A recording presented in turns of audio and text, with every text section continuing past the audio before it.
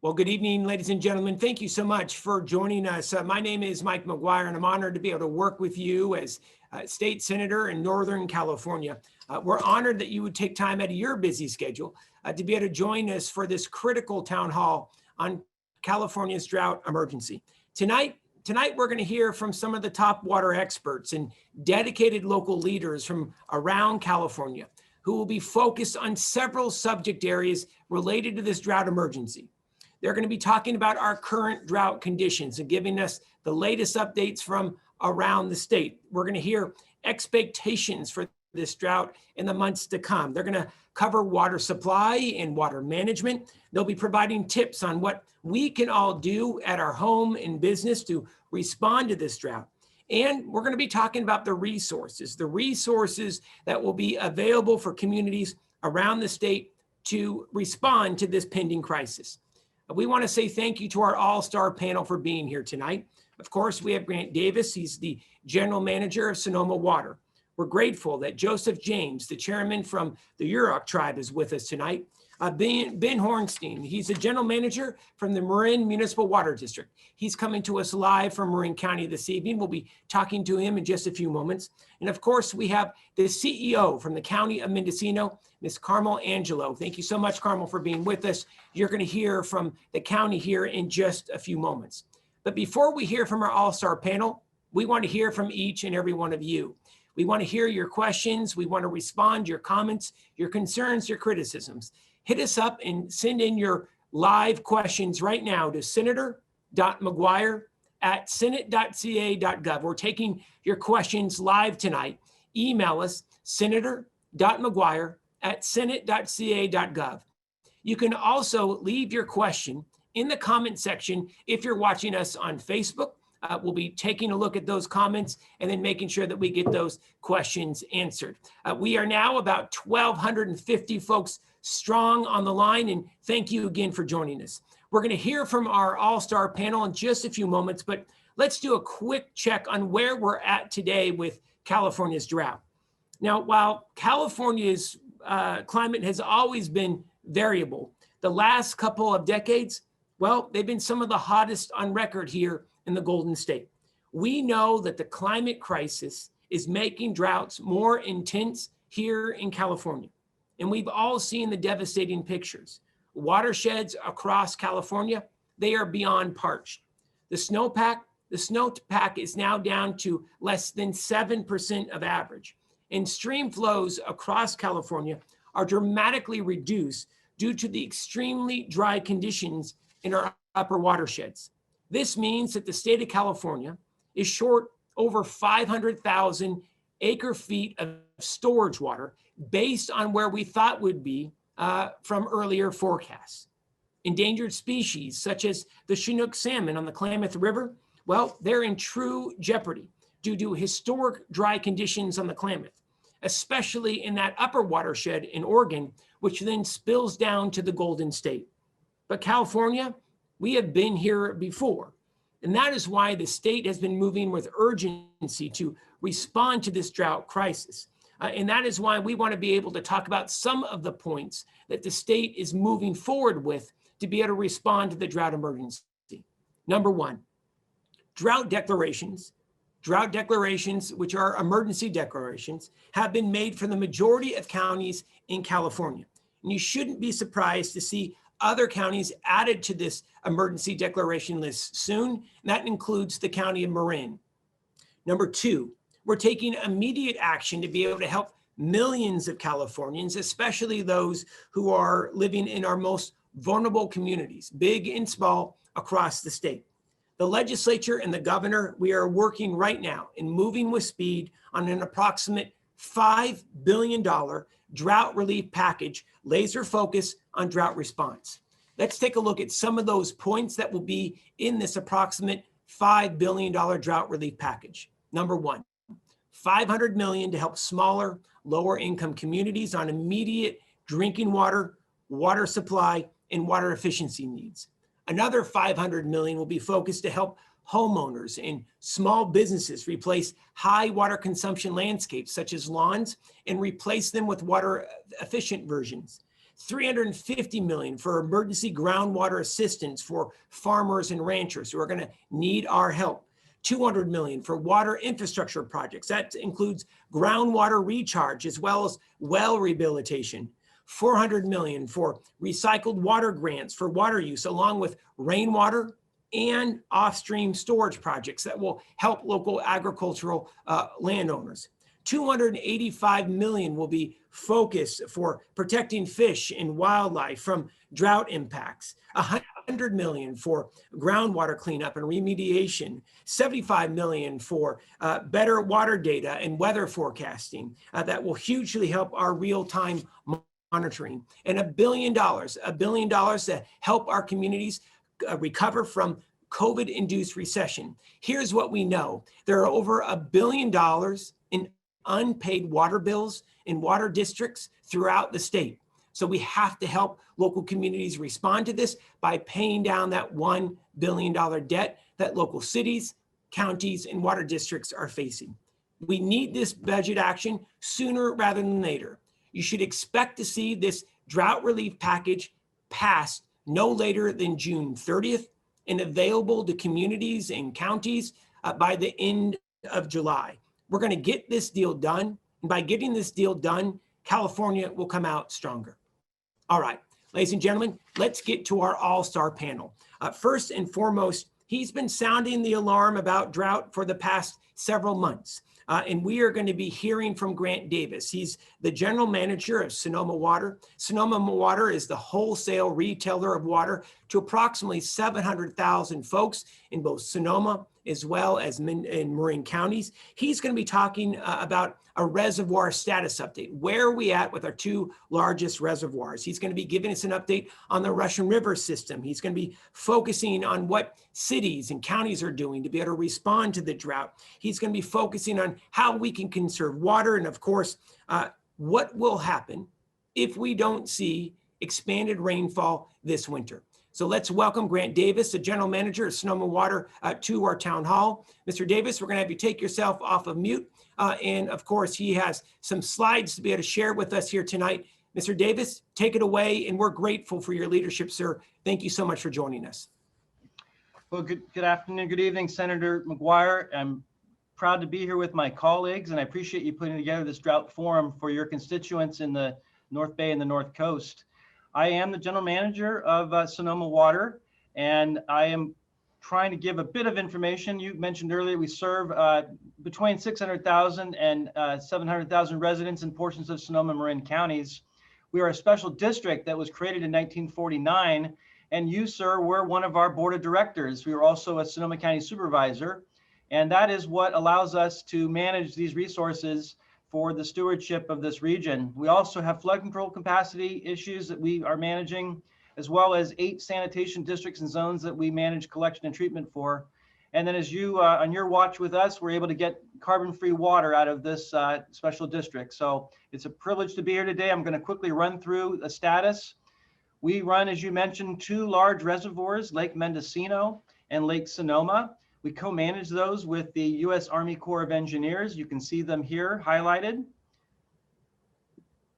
This is what they normally look like at Lake Sonoma. And this is what it looks like pretty much today.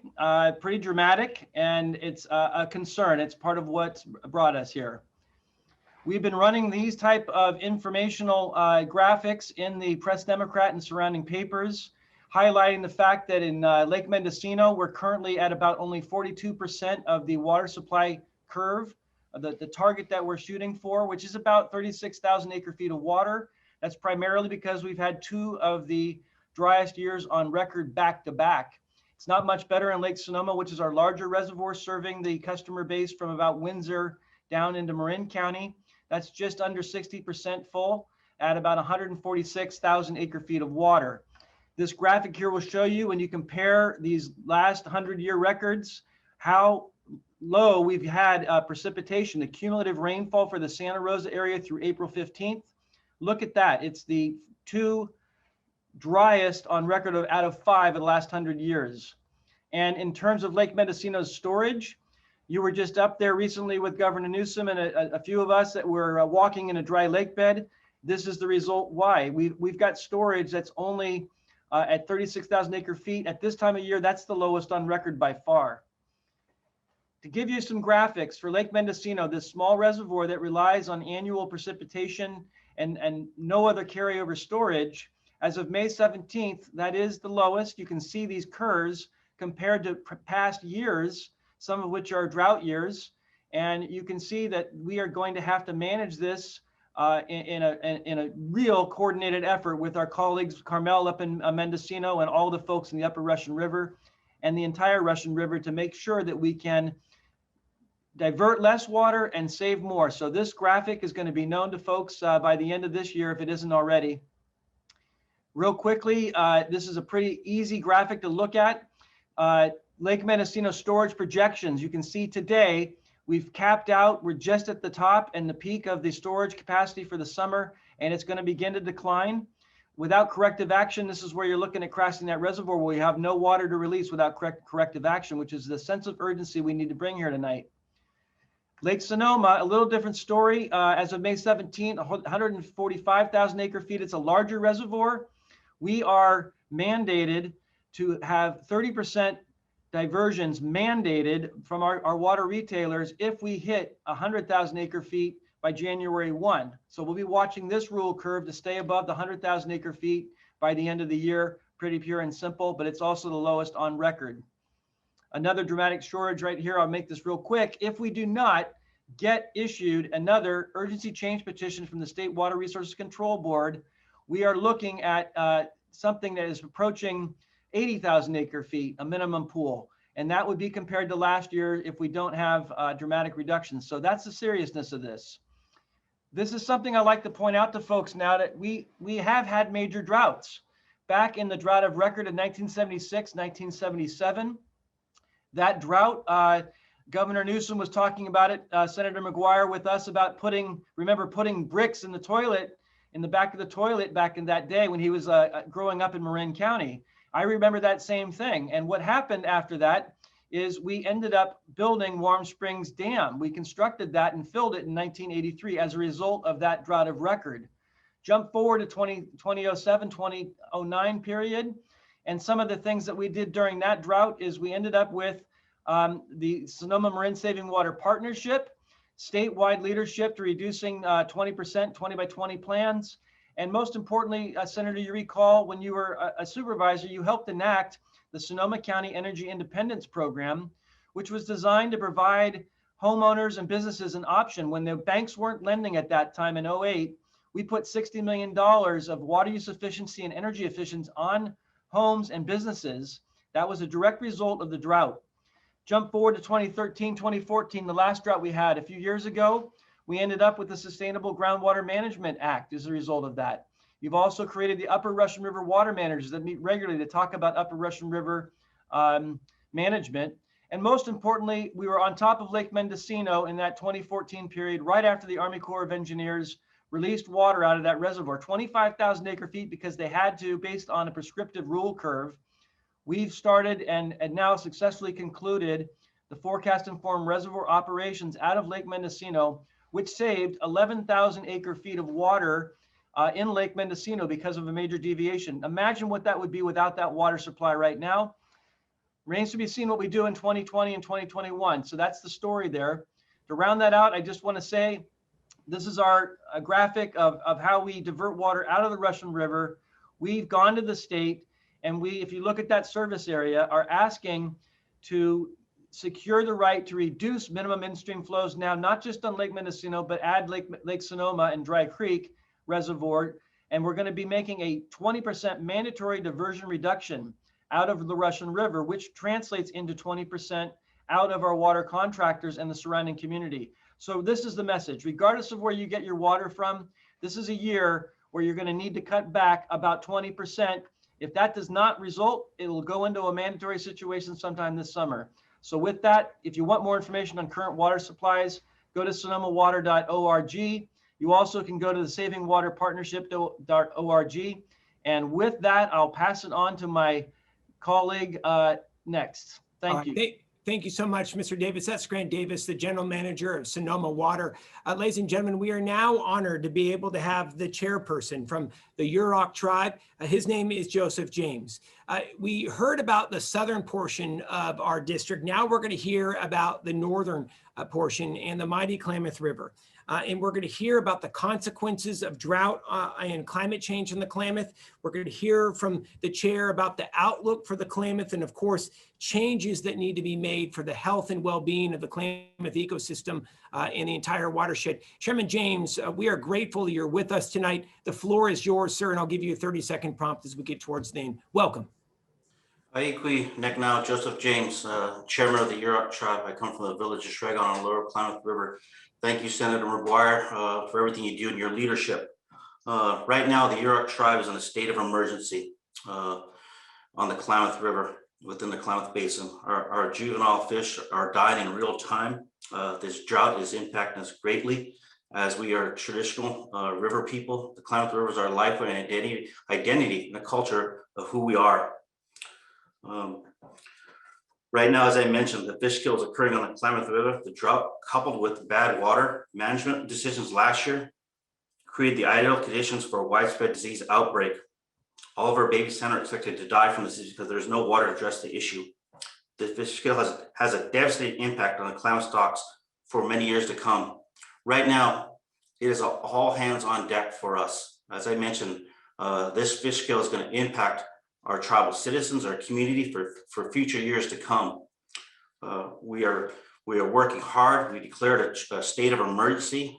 We sent it to our partners. We're working with the local counties. We're working with the state. We're working with the federal government. Right now, we are ringing the bell. It is call for actions. With our baby salmon dying and with a few adults returning, on top of that, in addition, with a bad fish year this year, there are many things that are impacting us on the Klamath River and the basin. But at the same time, we also need there's a need for approach to fix them is to manage the water on the Klamath Basin River needs to change.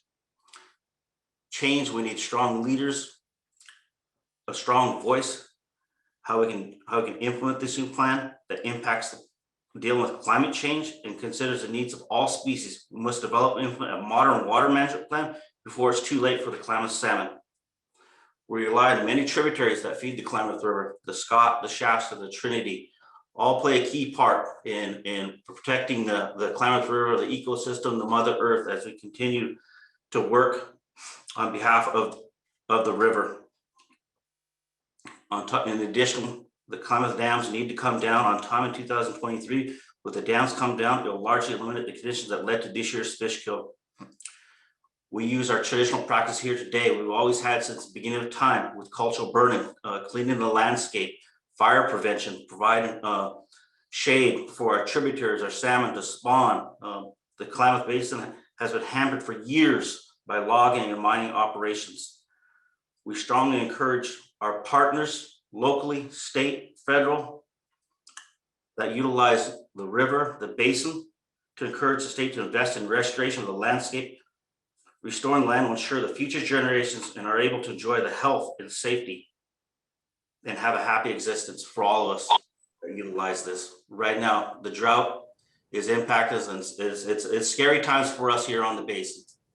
Thank you, Senator McGuire. Chairman James, thank you so much. Chairman James represents the Yurok tribe. We're grateful that you're with us. You're going to be hearing more from the chairman about the Klamath and other tributaries around the Klamath here later this evening. But before we get to your questions, your comments, we're really grateful that we have Ben Hornstein here with us. He's the general manager of the Marin Municipal Water District. The general manager is going to be focusing on a brief overview of the district, the overall outlook for Marin's water supply. What type of difference is the district's early action going to make? Marin Municipal Water District was the first in the state of California to look at restrictions. Ben and his board knew that this drought was coming. He took early action. What is that going to mean for storage early on? He's going to be talking about what is needed to get us out of the drought emergency. And according to the general manager, we're going to ask him, is climate change making water droughts even worse? And what does Marin need to do to better prepare for these extended extended dry seasons. Mr. General Manager, the floor is yours. We welcome you. Thank you so much for your leadership, sir. Please proceed. Thank you, Senator, for the introduction, and more so, thank you for your leadership during this crisis we're in.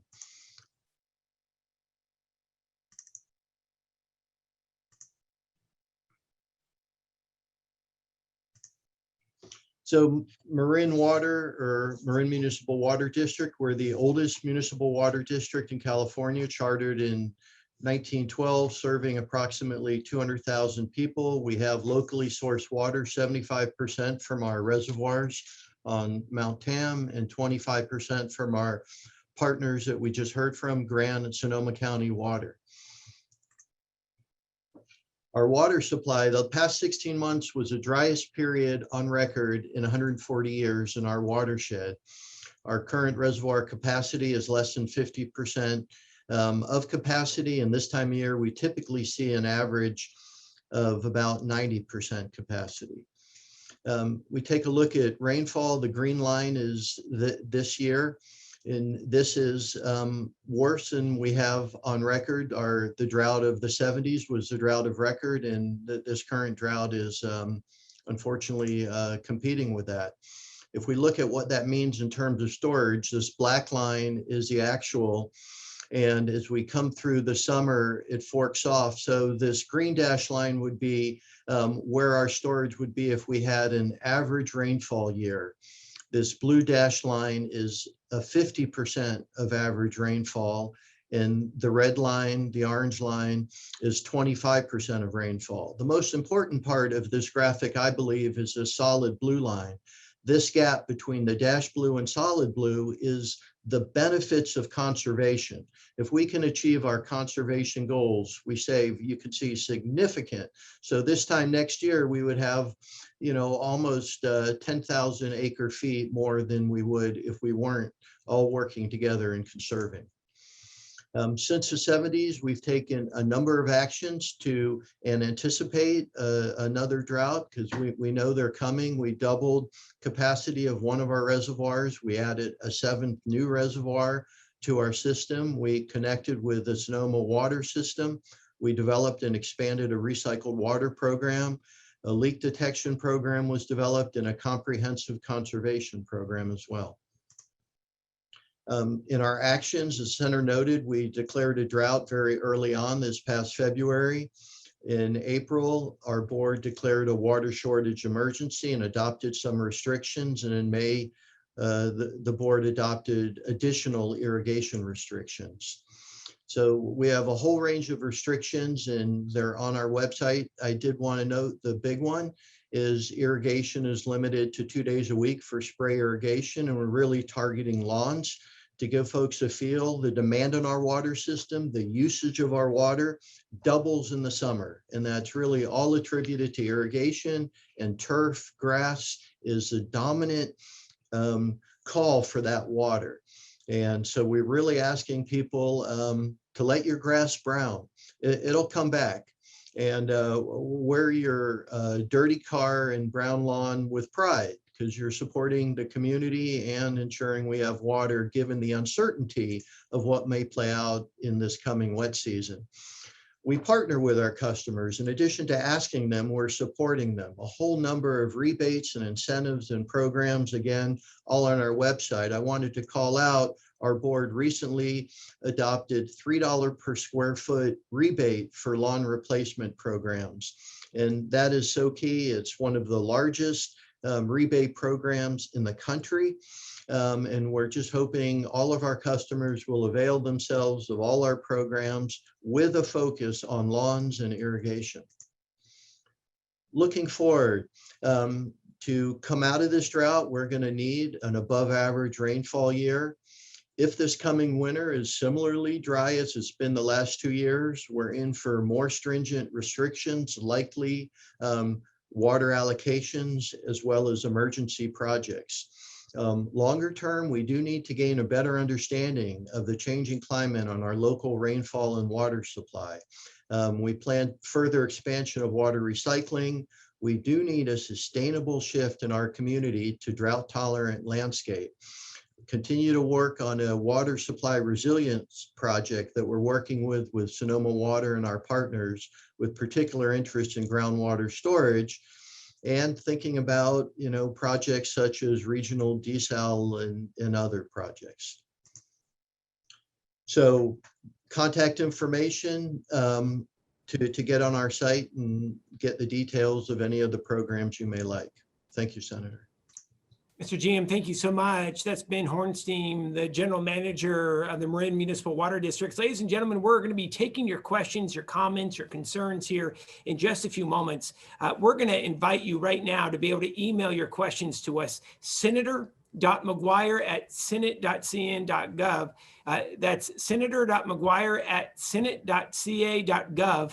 We look forward to hearing from you. We're taking your questions live here tonight, whether you are watching via live stream or on Facebook. We welcome you to be able to participate. It's going to be the most important part of tonight.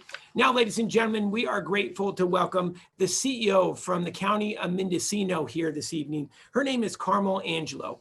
Madam CEO, she's going to be giving us a status update on the drought emergency that the Board of Supervisors declared here a few weeks ago. She's going to be talking about some potential changes that Mendocino County residents have already seen or may see in the coming weeks, of the long-term impacts that the drought may have on Mendocino County, and of course, some action that they're looking at to be able to become more drought resilient. Madam CEO, we welcome you to the town hall. Thank you so much for your leadership, for your board's leadership. The floor is yours, and we invite you to take yourself off of mute.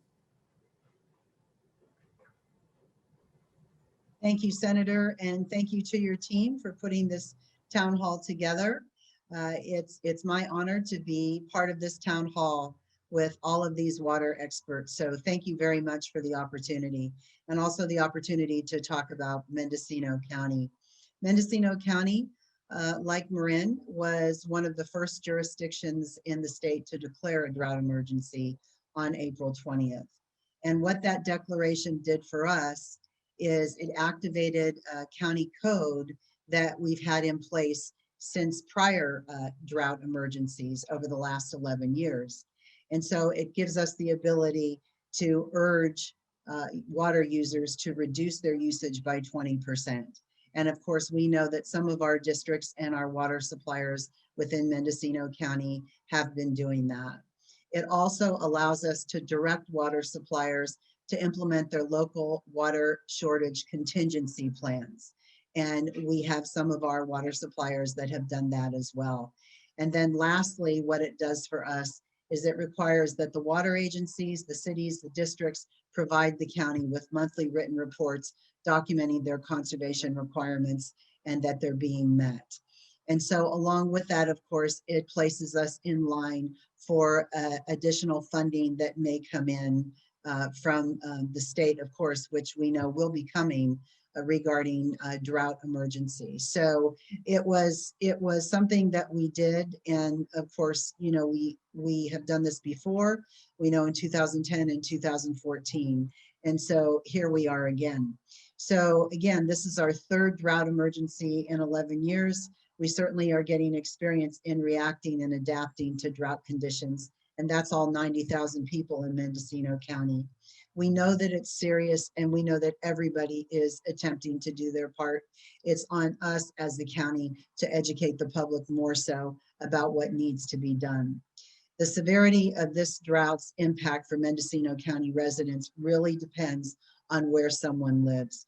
The city of Ukiah, for example, is a jurisdiction that has been able to increase their water supply portfolio in the recent years. Brook Trails is an entity that has effectively controlled demand. So although these residents must conserve as others, the water systems and management may be in a stronger position to face the drought than some other areas. We know that Redwood Valley is particularly concerning, and we are continuing to hear about wells running dry in Redwood Valley.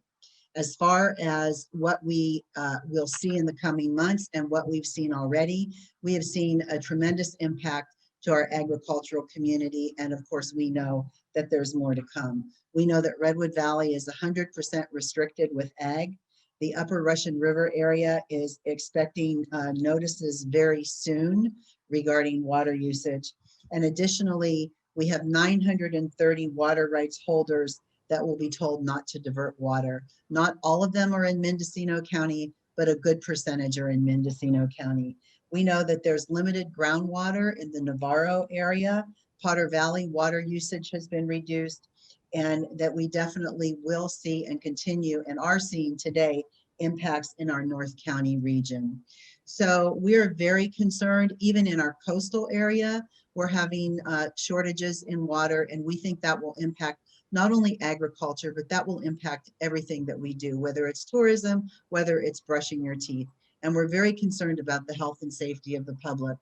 As far as long-term needs regarding drought resiliency and water resiliency, we again continue to identify funding. Mendocino County is a decentralized area with multiple water suppliers. And so our goal as we move forward through the next few months is to assist our multiple water suppliers in their ability to apply for grants. And we see that as something that the county can really do to help. Conservation measures, and certainly my partners on this in this town hall have talked about conservation measures, gray water utilization, recycled water projects, increased water storage, rainwater catchment. I won't go through all of that because these experts have already talked about that. But what I will say is some of the actions that we plan on taking to assist the community and assist all of our water suppliers is the county will be reconvening their countywide drought task force. This is something we did in the past. We'll be doing it again. It's of course to collect information, see where the needs are, and help our community. Additionally, we will have a water phone line, a number that people can call in and either report a well going dry, ask questions, and I'm certain that we will be giving information out around conservation as well and other projects as we go forward. Along with that, we are hoping that our board will redevelop our water agency, that we will add staff to our water agency, and that we will be able to provide a greater service to the community. We would like to have a clearinghouse. You know, there's not any one place you can go in Mendocino County for all the information, whether it's water, whether it's historical drought information. So we're hoping to provide these services to our water suppliers and to the community. Additionally, of course, working on our website. So we do see in the future that there are a lot of activities that we as a county, as a local jurisdiction must take, and we're prepared or attempting to be prepared. Thank you. Thank you so much. That's Carmel Angelo. She is the Chief Executive Officer for the County of Mendocino. So this is the most important part of this evening's town hall. You have heard from each of these experts and local leaders about the action that they're taking. And by the way, each and every one of them representing literally hundreds of thousands of folks on the North Coast have taken early action to be able to limit the impacts of this historic drought on local communities and neighborhoods. And we want to say thank you to each and every one of them. But now we want to hear from you. We're going to be taking your questions live tonight. You can email us right now, senator.mcguire@senate.ca.gov. Email your questions, your comments, your concerns, senator.mcguire@senate.ca.gov. If you're watching live on Facebook right now, simply drop your comment, your question into the comment section. We'll pick that up and make sure that we are asking our experts. Now, I want to let you know, we have received several hundred questions tonight. And so we're going to get to as many as possible. We've asked our experts to keep their responses to 60 seconds, just so we can get to as many questions as possible tonight. So let's get right into it. So we're going to first go to Grant Davis. He's the general manager from Sonoma Water. Now, Sonoma Water co-manages both Lake Mendocino and Lake Sonoma with the Army Corps of Engineers, who is a federal agency. Now, Grant, there's been a lot of questions on Lake Mendocino about conserving water and about water releases.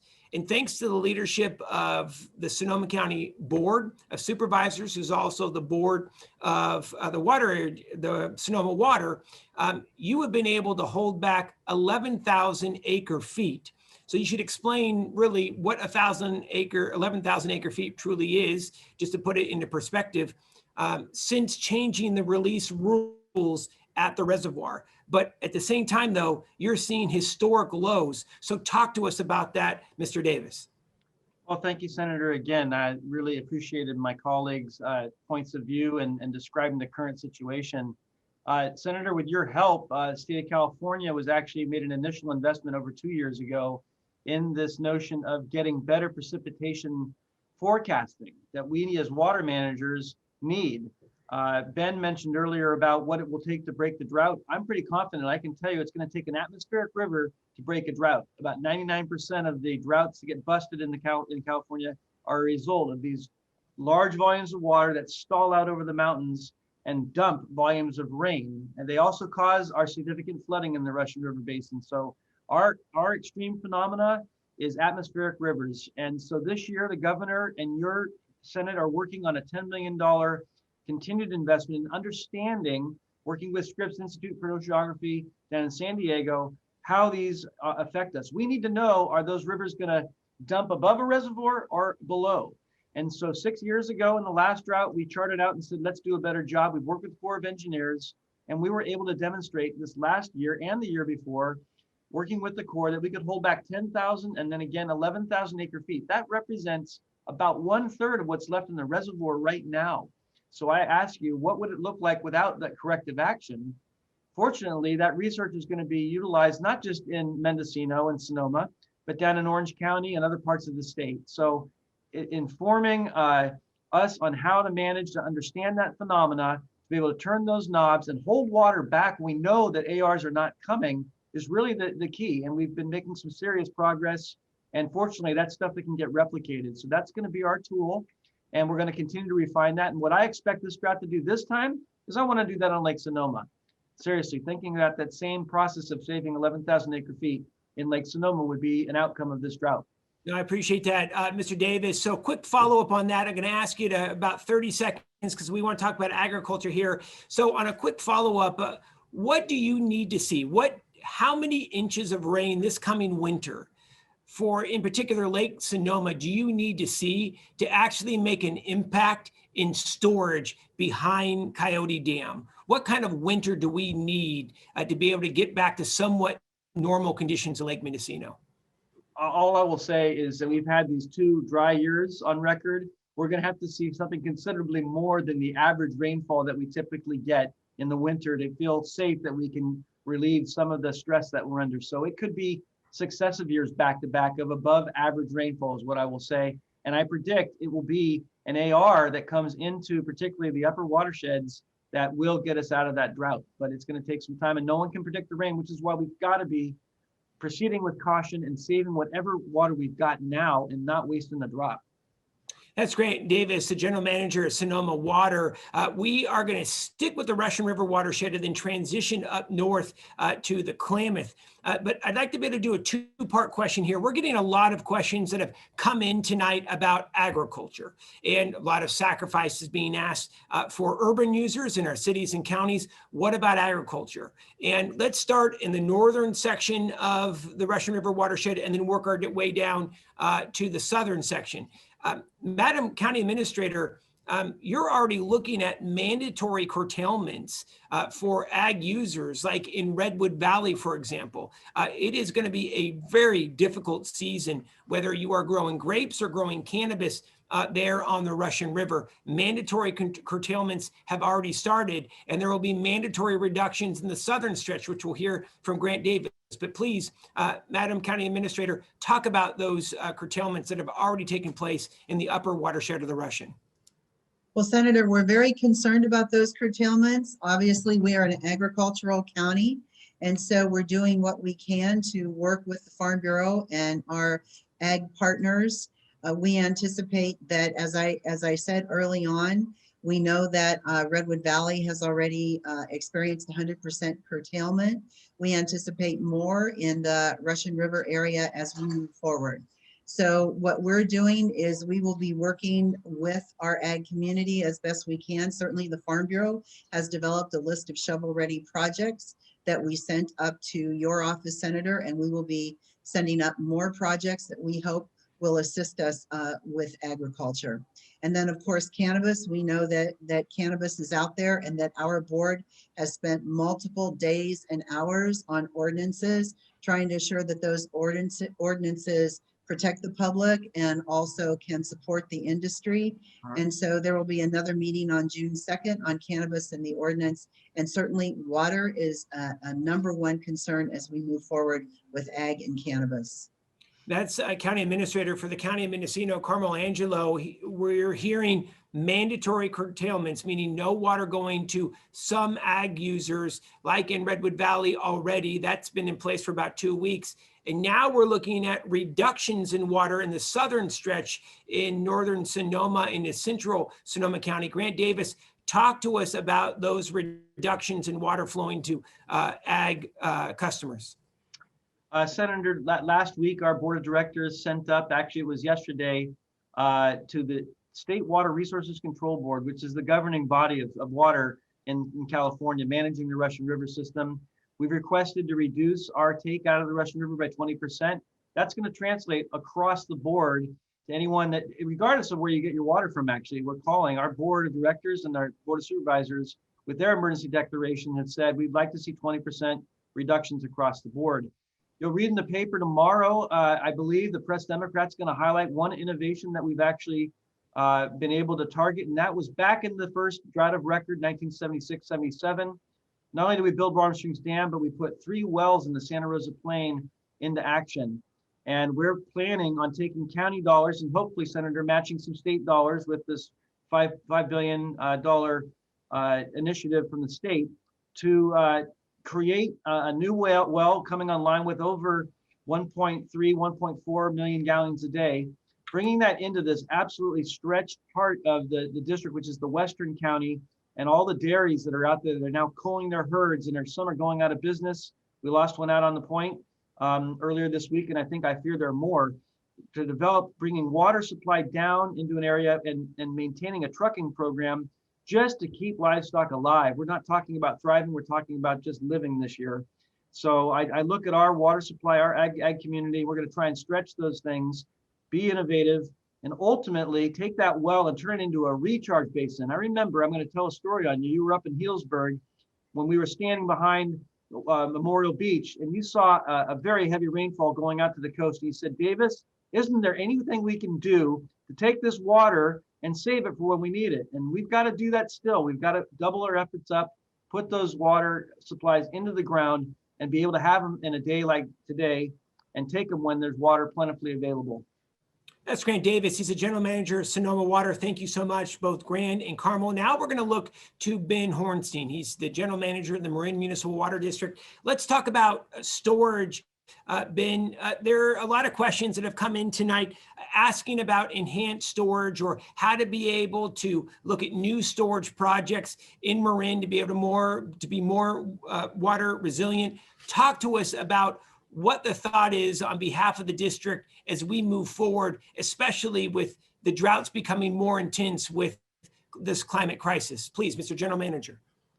Senator, over the years, we've added storage on Mount Tam, and we, for the most part, have tapped out the capacity there in terms of storage. I think looking forward, it's really following many throughout the state and using groundwater storage. And that is a project I noted that we're going to be looking at with our partners in Sonoma of groundwater storage. There's some basins that have potential, and you put water in at times of plenty and pull it out at times of drought.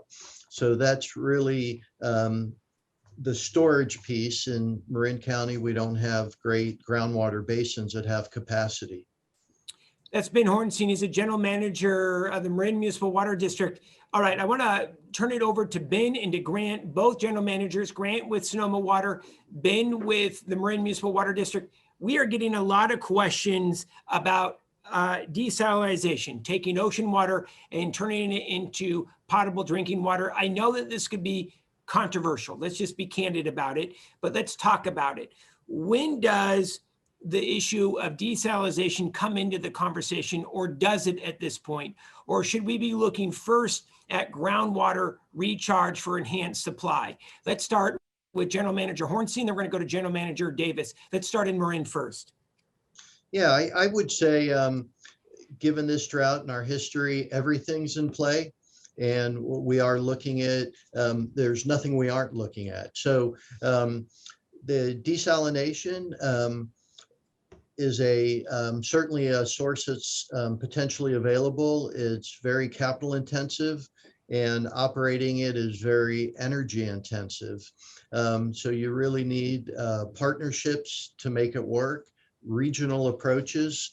But we are close to San Francisco Bay. So I do think it's something that needs review. The technology has gotten better. It uses less energy than it used to, and it would, a successful project would add to the portfolio of this region. But again, it's very complicated in a lot of ways, including you get fresh water out of it, but about 10% is very concentrated brine, and you need a place to put that doesn't adversely impact the environment. So there's many things that have to be assessed, but we are seeing large desal projects throughout the state being developed. So it's something we should look at and we'll look at. All right, we're taking your questions at senator.mcguire@senate.ca.gov. Send us your questions. We're receiving dozens of questions coming in. We're going to ask our panelists if it's all right with you. Keep those answers, if it's all right, to about 60 seconds, just because we are starting to receive a lot of questions. I'm going to turn it over to Mr. Davis. Talk to us about desalination, your thoughts, and then when does it come on the table for Sonoma Water, or does it? I'll be quick on this one. I'm going to support my colleague Ben Hornstein in getting a project back up and running down there if that's what they decide to do. They had a pilot down there. I tasted that water. It was just fine. That is by far a better alternative than building an old idea back in 1977, 78 to bring a pipeline across the Richmond-San Rafael Bridge into the East Bay and take water from the Metropolitan Water District we did. That's a project, an old way of looking at it. So desal has come a long way. We'll support Marin in that effort. For Sonoma County, we'd be more likely to go and do recharge, groundwater management, groundwater banking, taking water, as Ben said, when it's available on the system, parking it into the groundwater, managing that properly so it's available to come out in drought years. That's Grant Davis, General Manager of Sonoma Water. We're now going to go to the tribal chair for the UROC. His name is Joseph James. Chair James, we're getting questions in.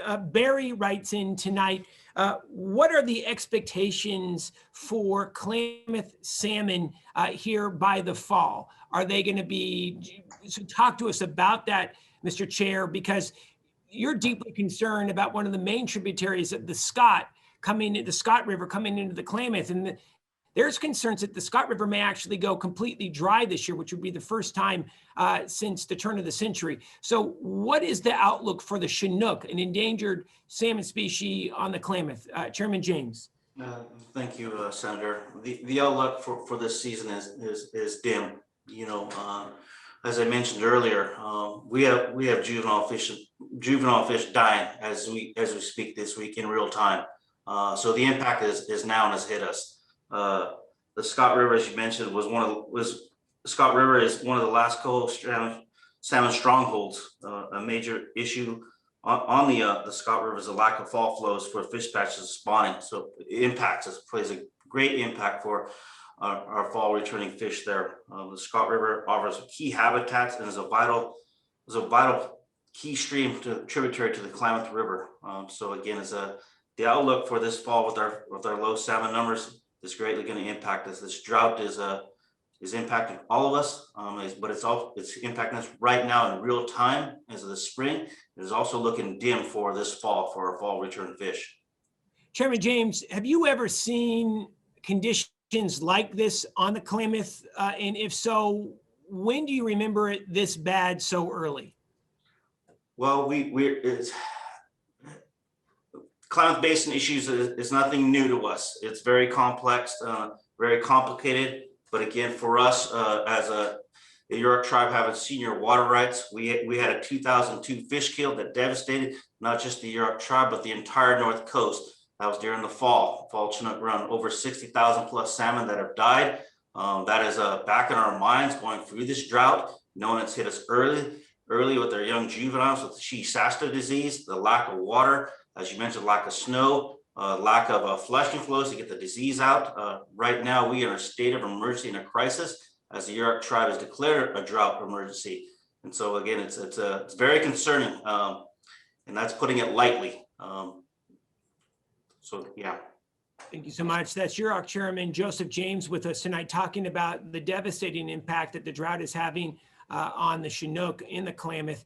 We're going to now go to the Marin Municipal Water District and their general manager, Ben Hornstein. Ben, Ron writes in from Mill Valley tonight, asking how is the district going to enforce the reductions that are now in place? And then we're going to go to Grant Davis and ask the same, how local cities enforce reductions. But let's start with Ben Hornstein, general manager in the Marin Municipal Water District. Yes, Senator. Our board adopted a suite of water waste restrictions, things like not washing your car in your driveway, not hosing off your driveway with a hose, not power washing that, as well as restricting irrigation. For all of that, they also did enact fines for folks that are not complying. We hope everyone does comply, but we do have a fine schedule that escalates for each non-compliance. And as we move forward into this drought, I would not be surprised to see greater restrictions and a higher degree of enforcement, all depending, do we get the conservation we're asking for, or is it going to take additional measures and more enforcement? So what does enforcement look like? Because right now you haven't mandated. So if you need to go to the next step very quickly, Ben, in Marin, what does enforcement look like? Well, today, if someone is watering their lawn in a typical fashion 4 or 5 days a week, we'd give them first a notice, then a very small $30 fine. Then for each day they water in violation of the restriction, it'd be $250. For those that doesn't suffice, which would be surprising, we'd go back for an escalating fine. So we're very serious about the restrictions we're putting into place that are in place now, as well as any additional ones that come. That's Ben Hornstein, general manager in the Marin Municipal Water District. We're going to go to Grant Davis from Sonoma Water. He's the general manager. Know that you're a wholesale water just provider, but talk to us about enforcement that you know with those contract cities, your partners. How is enforcement of this 20% reduction moving forward? Mr. Davis. Thank you, Senator. You're right. We are a wholesaler, and so our enforcement is really counting on the type of peer pressure that we've seen year after year in drought conditions like this. We're going to be looking at our contractors, those retailers that have customers like Ben, making reductions of 20% as a result of our own efforts and commitments to reduce 20% diversions out of the Russian River. What I do want to take the opportunity to do is talk about June 12th. June 12th is going to be Drought Drop-By Day in Mendocino County, in Sonoma County, and Marin County. We've learned how to do these consolidated efforts where you bring in the type of buckets and thermometers and the type of water measuring devices and constrictors, all those things that you can use to practically save water and get those out to customers. So collectively, we're going to do it on that one day, a half day. People will be coming in their own community, coming down and taking in. That's through the Sonoma Marin Saving Water Partnership. Mendocino County has already committed to do the same, and we'll be staffing that up there. So really concentrate on June 12th to get those updates out and those measuring devices and the efficiencies in place and acting. All right, we're taking your questions. That's Grant Davis, general manager of Sonoma Water. We're taking your questions tonight. Senator.McGuire@senate.ca.gov. Let's get to some, let's hone in on what folks can do. Judith writes in, Judith says, is there information on how much water is saved by flushing the toilet? Is this even helpful? What is the recommendation for time in a shower or number of baths per week? Is there a place for collecting creative ways to save water? So let's talk about that. In previous droughts, don't flush the toilet every time, take shorter showers, put a bucket in the shower to be able to collect water. But what is saved per household. Let's look to Ben first, and we'll go to Grant. What are some tips that homeowners, renters can do to save water around the house? Let's just talk practical measures, Ben. Sure. I think it's a great question because we need to know how much water we're using first to understand what it takes to save. Before I wanted to note that it feels like turning the water off when you're brushing your teeth and then turning it back on to rinse is such a small amount of water. Will it really make a difference? Whatever the activity. And the answer is individually, it won't really make much of a difference, but collectively is a staggering opportunity to conserve water. And that is where we are, which is, if it's yellow, let it mellow, don't wash your car, shorter showers. It's everything you can think about, but I do think there's an opportunity we are offering a great rebate on a system you put on your meter. It connects to your Wi-Fi and you can track your water. It's a flume meter and you can track your water on a daily basis, on an hourly basis, and start to get a hand. But I do want to say that's indoors. The big savings is letting your lawn go. And I guarantee almost that you let it brown, it's going to come back in the rains. That's a natural process for grass. It's just not going to look lush and green this year. So indoors, do everything you can, and outdoors, let your lawn go, let your plants wither, and just keep them alive. But the lawn will come back. It's not going to be dead. Ideally, you take advantage of our rebate and you replace the lawn. And we all need to think about moving to arid landscaping and wean ourselves off of a big lawn in the front and backyard. That's Ben Hornstein, GM for Marin Municipal Water District. Let's go to Sonoma Water's General Manager, Grant Davis. Anything you want to add about what folks can do around the house, out in the yard, to be able to save water immediately? Grant. Yeah, very basically, I say you find and you fix leaks. That's another basic one related to outdoor water use that Ben's talking about. Just think about the goal of being 50 gallons a day is what you're looking for, how to stay under that. So something as simple as reducing your shower time by 2 minutes gets you into that 20% range. If you had a 10-minute shower, reduce it by 2. Better yet, our board chair, Linda Hopkins, said the other day, hey, what are we doing right now? Zoom meetings. Don't shower as much as you actually do. Cut that out. And I think that's a humorous way. I want to see the 2021 version of if it's yellow, let it mellow. If it's brown, flush it down. We need a new 2021 slogan, bumper sticker that collectively up and down Marin, Sonoma, and Mendocino. Let's think about that. Let's come up with one that people are going to remember, and we'll start looking at innovative ways to reduce our water use. All right? You heard that from Grant Davis, Sonoma Water. He is going to put a prize up tonight for a winning slogan. So take that to the bank. Thank you, Mr. Davis. Okay, let's talk. We're going to go to a lightning round of questions, ladies and gentlemen, and we're just going to get to as many questions as possible. Thank you. We are getting inundated with questions tonight. Folks are really concerned. So we're going to ask our panelists to try to keep it succinct. Here we go. Joseph from Mendocino County writes in. We're going to go to Mr. Davis, and then we're going to go to the county administrator. What happens if the drought continues into 2022 and beyond? What actions can the county and local water districts take? So Grant, tell us about a worst case scenario in 2022 in the Lake Mendocino watershed. What happens? Worst case scenario is if we don't do our job and we start seeing demand reductions immediately. We have got to keep that reservoir at 20,000 acre feet. I'm talking about Lake Mendocino. It's going to require very significant reductions, curtailments, basically health and safety. And we got to do that because nobody can predict the weather just yet. I'm looking at 2022 right now and making sure if we have another dry season, we have some water left in that reservoir to meet human health needs and safety. So by then though, we're planning on getting groundwater projects in the ground and making the type of structural investments that we can to help folks live without as much water as they've been accustomed to and reduce these permanent diversions. We're going to need state help, and thankfully, Senator McGuire, you've got dollars coming in from the state that are going to go a long way to leverage with local dollars. I'm confident we'll get projects to start keeping these demand reductions into a permanent form. That's Grant Davis, General Manager at Sonoma Water. And Grant is right. Look, we're looking at about a $5 billion emergency drought relief package that will be moving this coming month. So we are looking at approving the drought relief package late June.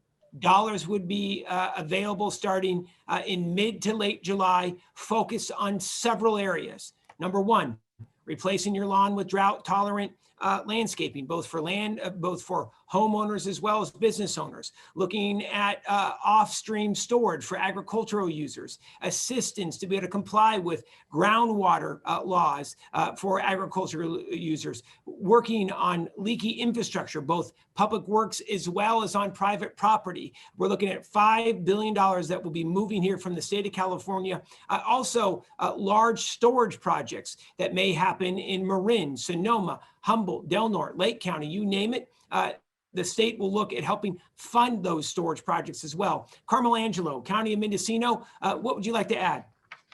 Senator, I think providing resources for storage throughout the county will be really important. And my hope is that as funding comes into the county, that's what we'll be able to do. And additionally, I think that we need to incentivize people to reduce their water usage. I mean, I just have to say this, we're coming off of a pandemic, and quite honestly, we're still in it, even though there's the belief that the pandemic is gone. It might be gone, but COVID is still here. So people are tired. They're tired of hearing from us. They're tired of hearing about the pandemic, testing, vaccinations, and now we're talking about the drought. So I think the only way to really get to the public is to incentivize some of these activities that we would like around water conservation. And I think that Marin's idea about the rebates is a great idea. And I'm wondering about tax breaks, just like we have done with solar. Is there a way to give tax breaks for water conservation? Thank you. No, absolutely. There have been questions about tax credits for large water storage facilities, 20,000 gallon tanks on properties to be able to store water on during the wet season, looking at sheet flow or rain flow coming off a property. We're looking at all of that right now. These dollars that will be flowing will be incredibly flexible. And that comes to our next question. Dorothy writes in, what is an example of a shovel-ready project? So a shovel-ready project means that you have your environmental and your engineering planning done for the project or nearing completion. So if it is an off-stream storage pond, if it's an intertie project that we need to put tie one district in to another to ensure that there's water reliability, ensuring that the engineering and the environmental reports are all done, that's an example of shovel ready, that they're ready to go on day one once state dollars start flowing, and that should start flowing in mid to in July. Grant, any other comments that you want to have on shovel ready projects? Yeah, you know, Senator, we've been working with you and your staff earlier today, even on this very question. And my one cautionary note is, and Ben can probably chime in as well, there are good projects there that we should be looking at criteria for what the end result is that we're trying to achieve. Getting shovel ready and you put a lot of early investment in there without the guarantee of money to come, you can only go so far. And so I'd be a proponent for close to shovel ready with criteria that by a certain date you can get your environmental compliance, your CEQA through, and your design. The state money is going to be critical to allowing us to pull those things together that we have not been able to do that make sense, that are prioritized. Shovel ready could be too high a standard for a lot of smaller communities that don't have engineers and staff to put those things ready to go in time. Yeah, no, Grant is absolutely right. And one of the issues that we're looking at are technical assistance grants. So those technical assistance grants, just like we have with affordable housing, for example, if you come from a small city or like in Klamath, where Chairman James and many of those tribal members from Yurok live, or Crescent City, or even out in West Marin, the state would provide technical assistance grants to be able to get those projects ready to go, and then grant dollars moved in for the construction. So Grant is absolutely right. A lot of bandwidth is needed to get these projects ready, and there will be technical assistance dollars. I want to go to Phyllis. Phyllis writes in from Eureka. She really thinks that gray water systems should have incentives, tax rebates, partial funding. Talk about your belief, Mr. Hornstein, Mr. Davis, on tax incentives for gray water conversions. And Ben, why don't you describe what a gray water conversion could be? We're going to ask you to do it in 60 seconds. Sure. So it's a great question, and we do have a program for gray water. The traditional one is laundry to landscape. You wash your clothes, you can get a kit. We have rebates, but they aren't expensive for areas that don't have rebates. $100, $150. You can hook up your washing machine and feed your irrigation system directly, and that water doesn't go in the sewer, right? So you save fresh potable water. Instead of using that for your landscaping, you're recycling it. And then there's the next move for gray water, working with health departments on the bigger idea to actually be able to collect shower water. And Senator, your point on really thinking about collecting rainwater, local collection behind the home and businesses of rainwater. You go to some places in Australia, every single house, every single business has a water tank, and they collect it off their roof. So there are tremendous numbers of innovations and opportunities to save water. All right, thank you so much. Grant Davis, Sonoma Water, please. Senator, all I would say is go back to the 2007, 2008, 2009. We had the Sonoma County Energy Independence Project put forward, $60 million in investments then at that time when banks weren't lending a dime. We were able to do that. Why not put gray water systems, rainwater catchment systems, advertise and incentivize using that program where you can pay over a period of time. It goes on your property tax, and it makes these projects available now in an incremental payment plan, but you get your water savings immediately. We got to do a lot more of those. Kerry writes in, that's Grant Davis from Sonoma Water. We're going to stick with Sonoma Water, then we're going to go to Joseph James, chairman of the UROC. Kerry writes in, how do we capture more water on the Russian before it hits the Pacific Ocean? So Grant, I know a lot of folks are asking your board about this. So talk about capturing more water before it hits the Pacific Ocean. Mr. Davis. I think there are wonderful opportunities with willing landowners that have the types of soils that we can actually utilize for taking water off of the system. We divert a good deal of water down in the Forestville area on our supplies. One of the ways we do that now is take water when it's plentiful in the winter. We can put that into our pipes, the infrastructure that's already been invested in, and bring it down into wells that are already established or new wells that could be built. In Sonoma Valley, we've got a pilot project using a dormant well with the city that we've been putting water into. There's water quality concerns that have to be addressed, so that's where the pilot is. This one that we're bringing online this year in Santa Rosa is one that you would take our existing supplies, a groundwater well, build a small piece of infrastructure to make sure that it's contact ready for potable supplies, put that into the infrastructure and take it to where it's needed. So these things are not done, and California calls it flood mar. That's the catchy word, but it's flood mar. There are dollars going to be coming out of the state budget that will allow for some of this. We need to identify the parcels, the willing landowners, begin designing these discrete water catchment facilities and groundwater banks, so you can start parking the water when it's available and have it when you need it. That is Grant Davis from Sonoma Water. We're now going to go to the chairman of the Yurok tribe. That's Joseph James. This is coming in from Lisa Roberts. Lisa writes in, Mr. Chair, what is the Klamath salmon strategy for late summer, early fall? Mr. James. Thank you for that question, Senator. You know, we're trying to get through this drought year. It's devastating. We have our scientists, our biologists that are working, collecting data, real science, advocating and pushing for additional flushing flows that are not there. And again, using best practices, looking short term, but also long term, doing everything we can as all hands are on deck from a conservation aspect, from a way of life aspect. We have a low number of fish return that's fact. We can't make rain, appear, and we can't make an additional fish appear. We're dealing with what's in front of us right now and trying to get through it as much as we can, with all our resources, all our state and local agencies and our partners. And again, drought is nothing new to us, but again, right now, it's got to change.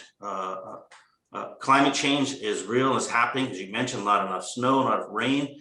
We've got to plan for 2022, 2023 using best practices and also having an up-to-date real water management plan for the Klamath Basin. There's not enough water for everybody. That's a fact. Again, as I have senior water rights, protecting our fish, our river, that impacts not just us as our tribe, the basin, our fishermen out there in the ocean. What's good for us is good for everybody. That's the way we believe. And again, is our heart and our identity and cultural way of life is our river. And we care a lot about it, and we care about a lot of our partners and our tribe members and our community. So we're doing everything we can on behalf of the salmon for this fall. And Chairman James, I think the other area where the state is looking at as we move forward into the summer, in the upper Klamath Basin, there are a lot of alfalfa farms. And how can we potentially work with those farmers to be able to compensate them? And again, nothing is in stone on this. It's still very much in flux, and we have to get this drought relief package done. But is there a way to be able to work with agriculture to compensate them for not planting that could potentially also save some water back and put it in for fish? Mr. Chair, again, I know this is still, please. Absolutely, Senator. Absolutely. We're all in this together. Ag, fishermen, everybody's in this together. Everybody's feeling the pinch. There's no getting around it.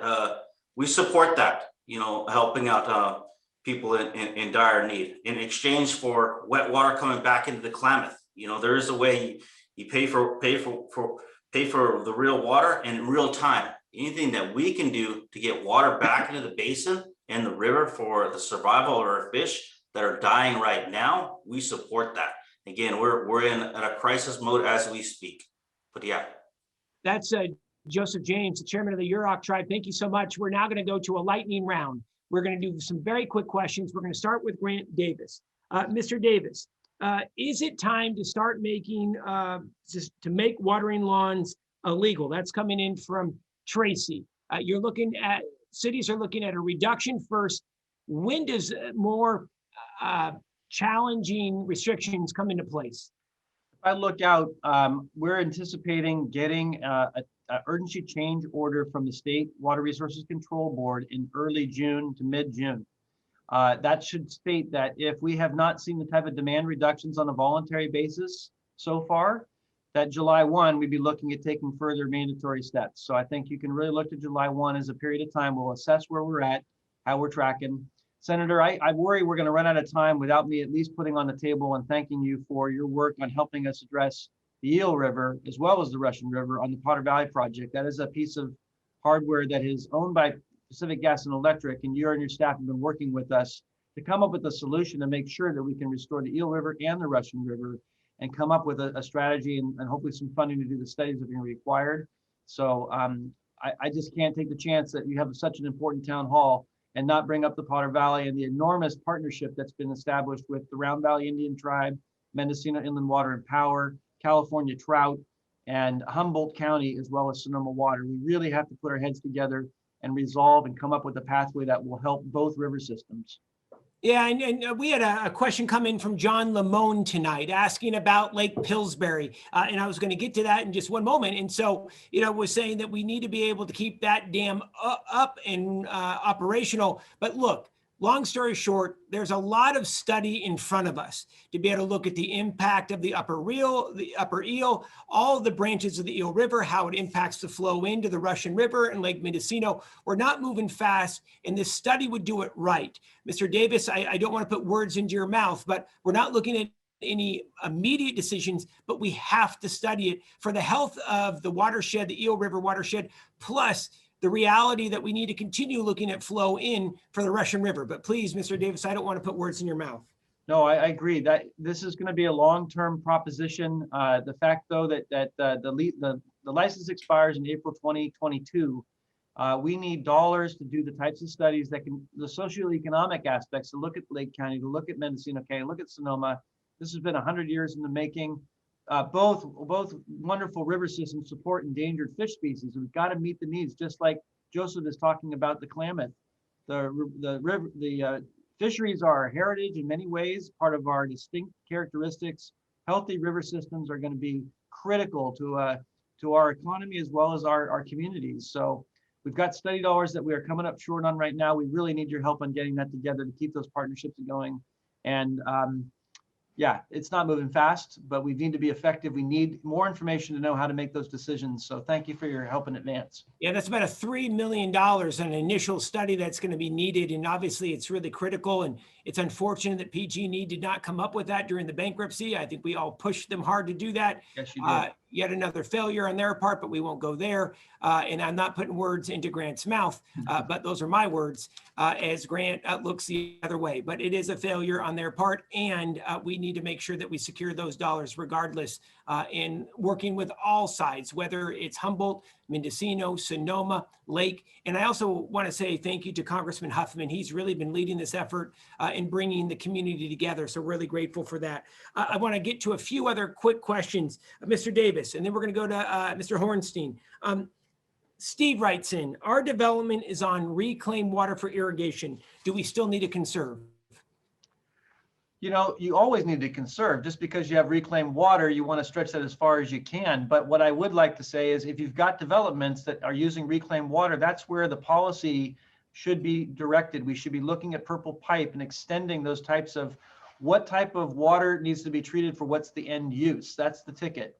We want to expand our recycled water programs like we talked about to be able to then offset potable supplies. So that's how you stretch those pure water further. And so you do need to conserve because folks on groundwater, folks on regardless of your water supply, we're all trying to get through this. As Joseph said, the chair, everyone's feeling the pinch. We need to, the only way through this is together. And I'm sorry, as Carmel said, we weren't looking for another drought on top of a pandemic on behalf of fires. We just, it is what it is. Collectively, though, we've got to support each other through this and make the right decisions and be judicious in how we're making the right strides.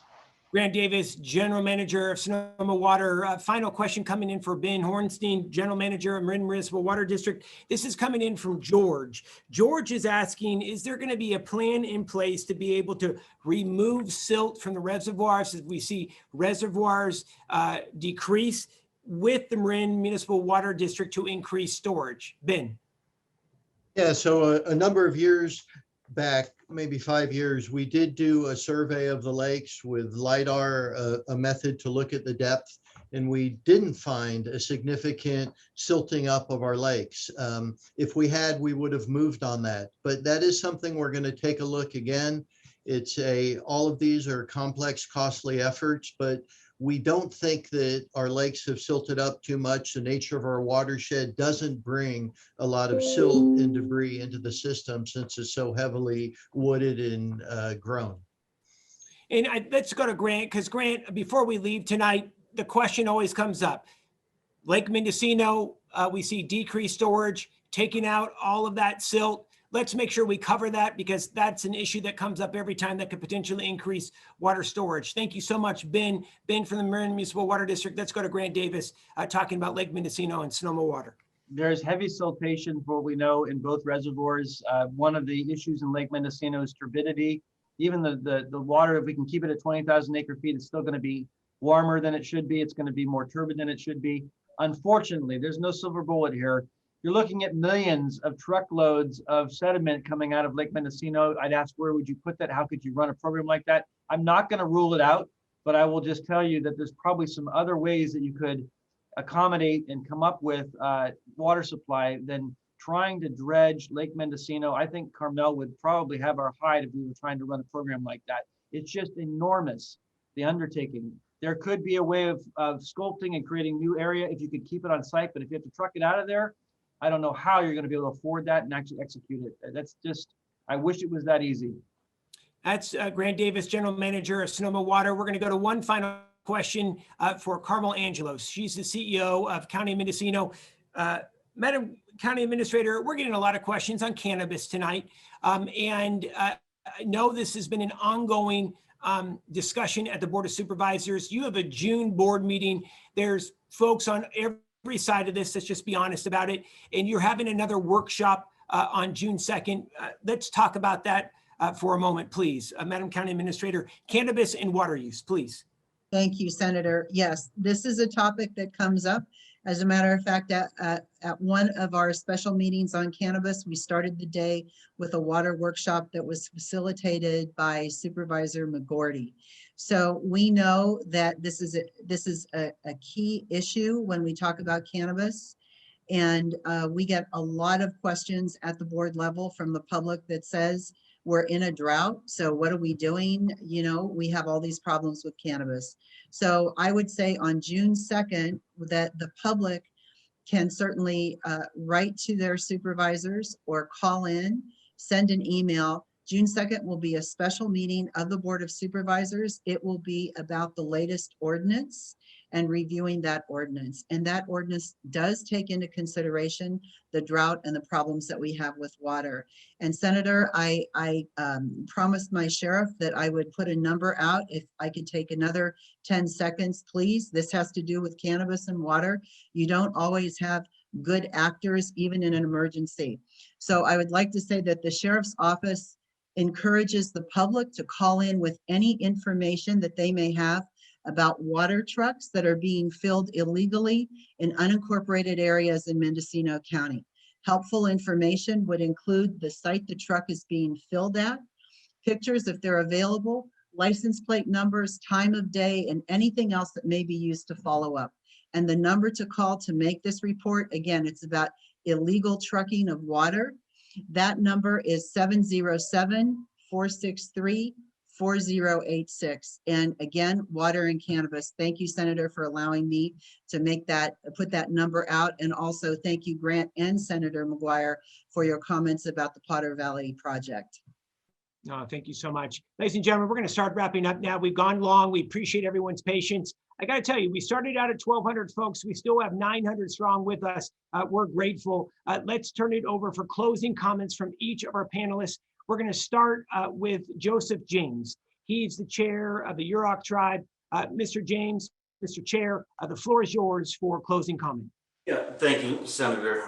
First of all, thank you for your direct leadership and everything you do on behalf of the district. I want to say thank you. Put that right on the table. Restoration, stream restoration is the next. It has been. Dam rule is coming down in 2023.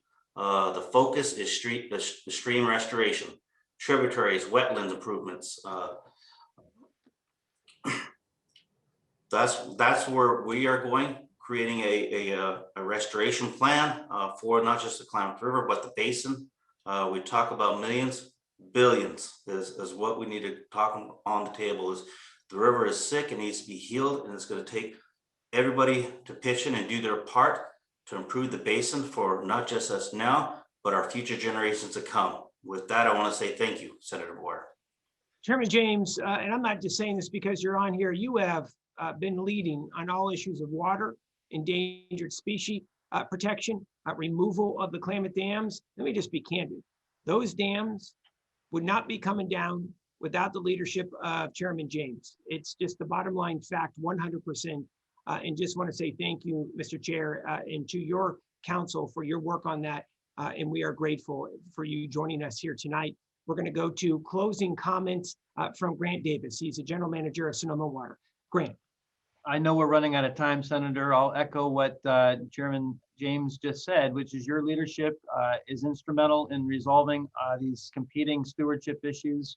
We are in a terrible drought, and it's not going to be the last one. We've got to make the type of investments now that are going to better prepare us for the next time around. And fortunately, we have a unique opportunity with the state looking at this and helping small enterprises. We've got the North Coast Resource Partnership, which is this wonderful opportunity with 7 counties to the north of us through integrated water management planning that gets dollars into small underserved communities in such a great way.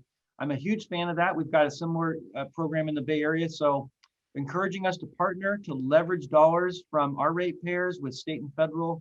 That's the only way through it. To look at this from Marin, Sonoma, Mendocino County, and the entire Russian River watershed is how we're going to get through this. And we truly appreciate your initiative and your leadership. Grant Davis, general manager from Sonoma Water. And I got to say, Grant, Sonoma Water is known throughout the state for their progressive policies, their proactive action, and the work that you have led with your board. And just want to say thank you to Mr. Davis for his leadership and his vision that has taken this agency so far. So thank you so much, Mr. Davis, for being with us. And we're going to turn it over for closing comments now. Ben Hornstein from the Marin Municipal Water District.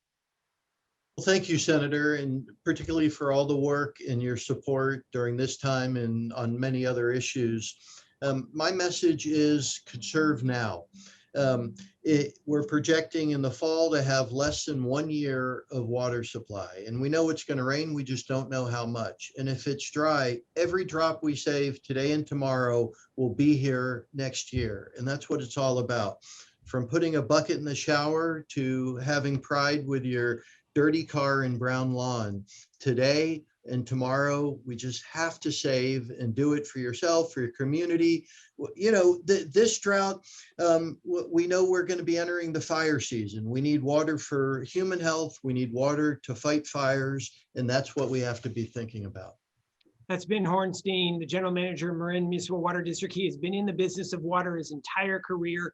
He was the first in the state to be able to move with his board on curtailing water use. It was not easy to do. And I just want to say thank you, Mr. Hornstein, for your leadership, your vision, your board's hard work each and every day, knowing that we're going to be going into this together. I know that we're in good hands with the Marin Municipal Water District. Thank you so much, sir. And closing comments to our county administrator from Mendocino, Carmel Angelo. Thank you, Senator. Thank you to your team for all the work in putting the town hall together. Certainly being here and hearing all of the good information and all of the good ideas, I hope will help us collectively as a region. I also hope that the public will stay with us because we know, we're all tired. We're tired for everything that's happened over the last couple years, but we got to go this extra mile here. We just have to. So I hope there's more to come, Senator, and more opportunity to get together and speak about this and work together and give information to the public. Thank you. Carmel Angelo and the Mendocino County Board of Supervisors was the first county to be able to move on that drought emergency in the state. And we just want to take a moment to recognize that and her leadership on so many different issues. Let's just be honest. Very grateful, Madam County Administrator. Thank you so much. It's a pleasure to work with you and to your board as well. We're very grateful. We're going to be wrapping up, and we just want to say thank you for being with us for our drought emergency town hall. You've heard from the experts and local leaders about what we can do to be able to conserve water. And let's just be candid. We've all been through a hell of a lot since 2015. We've seen record number of acres burned in our region. We've gone through this pandemic and we continue to go through this public health crisis. And now we're facing a drought. Here's what I know. There is no other region, no other community I would rather call home than Northern California. When times are tough, we rally, we get the job done. And this is going to be no different. The state is moving with urgency, $5 billion to be able to invest in drought relief, whether it's for communities, our most vulnerable populations, to be able to protect endangered species, and to be able to assist agriculture, which is one of our main economic drivers in this state, to be able to assist them through this drought. And it's not going to be a one-time investment. We're here for the long haul. If we need to continue to invest, we're going to do that in the years to come. And we're also focused on wildfire season. We know that wildfire season has a chance to be one of the worst. And that is why we're investing a landmark amount of $1 billion in wildfire prevention and enhanced wildfire response. We're hiring an additional 1,500 seasonal firefighters this year. We're going to invest nearly $500 million, nearly $500 million in wildfire prevention for dead and dying tree removal and vegetation management, focusing on fire breaks. We're going to invest more this year than we have over the previous 24 months. And we know that we got a lot of work in front of us.